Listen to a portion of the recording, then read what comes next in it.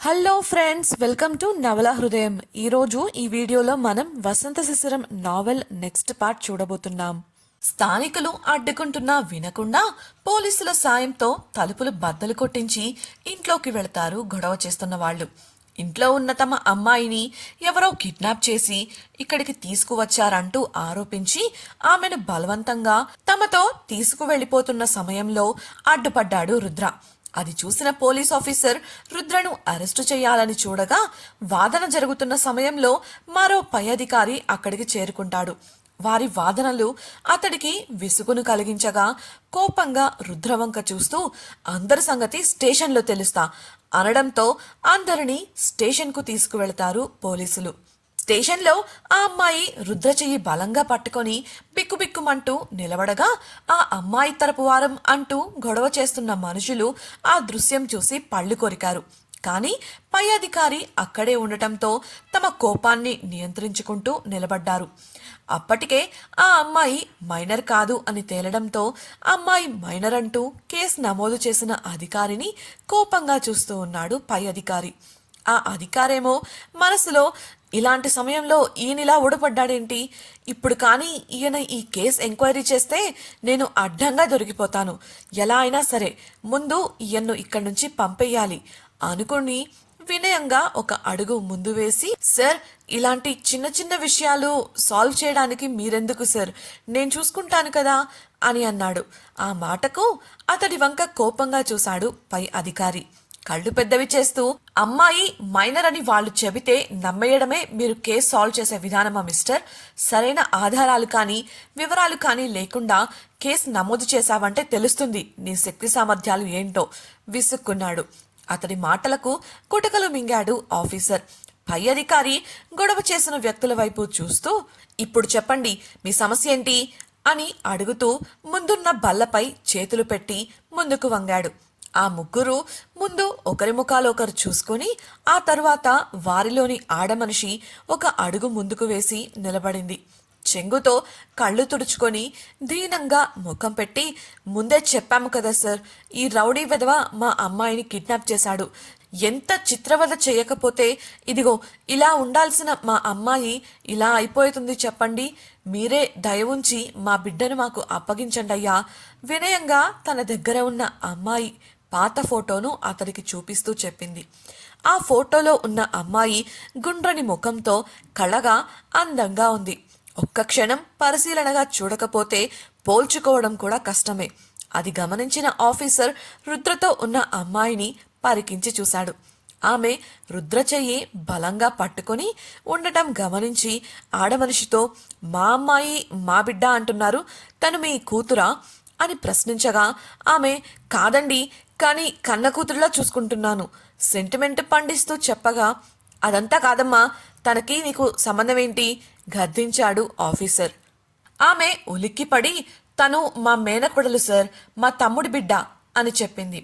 అలా అయితే ఆమె తల్లిదండ్రులు ఎక్కడా, వారు రాకుండా ఆమె కోసం మీరెందుకు వచ్చారు అని ఆఫీసర్ ప్రశ్నించగా, మా తమ్ముడు తన భార్య చనిపోయి చాలా కాలమైంది సార్, అప్పట్నుంచి తన బాధ్యత మాదే, తల్లిదండ్రులు లేని పిల్ల అని అల్లారు ముద్దుగా చూసుకుంటున్నాం అని చెప్పింది.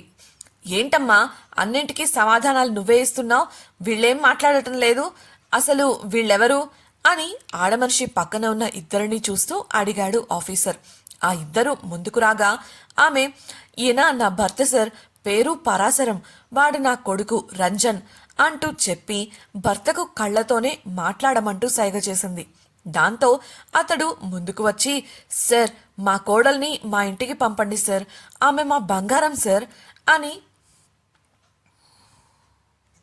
చెప్పాడు. ఆఫీసర్ నిట్టూర్చి, ఆమె కనపడకుండా పోయి ఎంతకాలమైంది అని అడగగా, భార్యాభర్తలు ఇద్దరూ ఒకేసారి దాదాపు 1 నెల అని భార్య సమాధానమిస్తే, సంవత్సరం సార్ అని భర్త చెప్పాడు. భార్య వెంటనే భర్తను కోపంగా చూడటంతో అతడు తడబాటుగా మాట మార్చి, నెల అంట, నెల సార్ అని చెప్పాడు. వారి ప్రవర్తన ఆఫీసర్కు తేడాగా అనిపించడంతో, నెల అని నువ్వంటున్నావు కానీ నీ భర్త సంవత్సరం అంటున్నాడు, ఏంటి సంగతి అని గద్దించగా, అలాంటిదేమీ లేదు సార్, ఆయన నెలలకు సంవత్సరాలకు కన్ఫ్యూజ్ అవుతుంటాడు అంతే, వయసు అవుతుంది కదా మతిమరుపు అని కప్పిపుచ్చింది.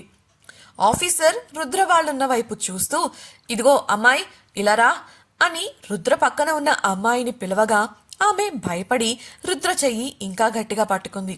రుద్ర ఆమె చెయ్యి పట్టుకొని ఆఫీసర్ ముందుకు తీసుకువచ్చి నిలబడగా, ఇతను నిన్ను కిడ్నాప్ చేశాడా అని అడిగాడు ఆఫీసర్.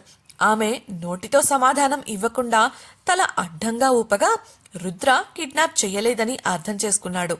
అందుకు ఆడమనిషి, లేదు సార్, వీడే కిడ్నాప్ చేశాడు, వీడే ఏదో చేసుంటాడు, బహుశా బెదిరించుంటాడు, అందుకే భయపడి అబద్ధం చెబుతుంది అని అరిచి చెప్పి గబగబా అమ్మాయి దగ్గరకు వెళ్ళి చెంపలు నిమురుతూ, అమ్మా అమ్మో నేను అత్తనిరా, నువ్వేం భయపడకు, నీకు నేనున్నా కదా, ధైర్యంగా నిజం చెప్పు అని చెప్పగా ఆ అమ్మాయి భయంగా ఆమె చేతులను తప్పించుకుంటూ రుద్ర వెనక్కు వెళ్ళి దాక్కుంది.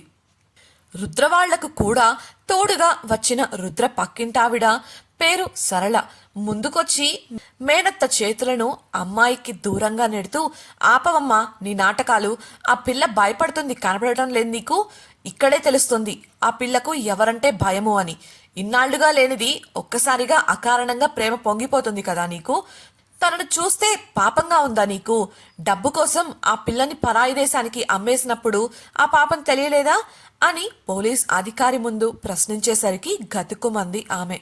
ఆ మాటలు వింటూనే విస్తుపోయినట్లు చూస్తూ లేచి నిలబడ్డాడు ఆఫీసర్. రుద్రతో వచ్చిన సరళ అడగడం కొనసాగిస్తూ, చావు తప్పి కన్ను లొట్టపోయి ఇంటికి చేరితే ఆ పిల్లను చేరదీసి ధైర్యం చెప్పాల్సింది పోయి కాటికి పంపాలని చూస్తారా, నువ్వా ఆ పిల్లను తీసుకెళ్లి చూసుకునేది, నువ్వు చేసిన పనులు మా రుద్ర చెప్పగా తెలిసింది, నీ మేనకోడలు కూడా నీ రక్తమే కదా, ఎవరైనా ఇలాంటి పని చేస్తారా, ఆడదానివా నువ్వు, అసలు మనిషివేనా అంటూ చీదరించుకుంది.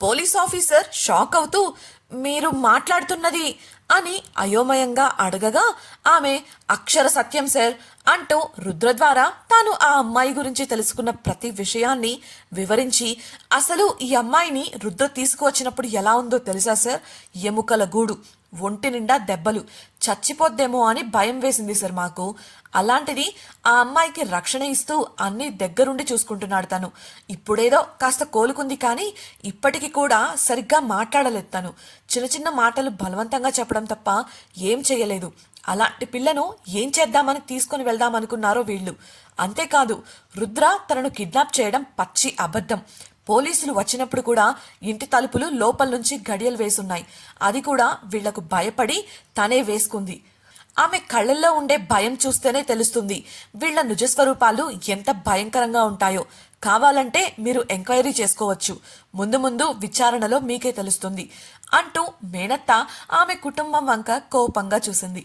ఆమె తమ గురించి పూర్తిగా నిజం బయటపెట్టడంతో భయపడి కనుసైగ చేసుకుని అక్కడి నుంచి పారిపోయారు ఆ ముగ్గురు. సరళ గబుక్కున పారిపోతున్న మేనత్తను పట్టుకోవాలని చూడగా ఆమె చేతిలో ఉన్న సంచి దొరికి ఎక్కడా దానికోసం పెనుగులాడితే తాను దొరికిపోతాను అని దాన్ని వదిలేసి పారిపోయింది ఆమె. దాంతో ఆ సంచి సరళ చేతికి చిక్కింది.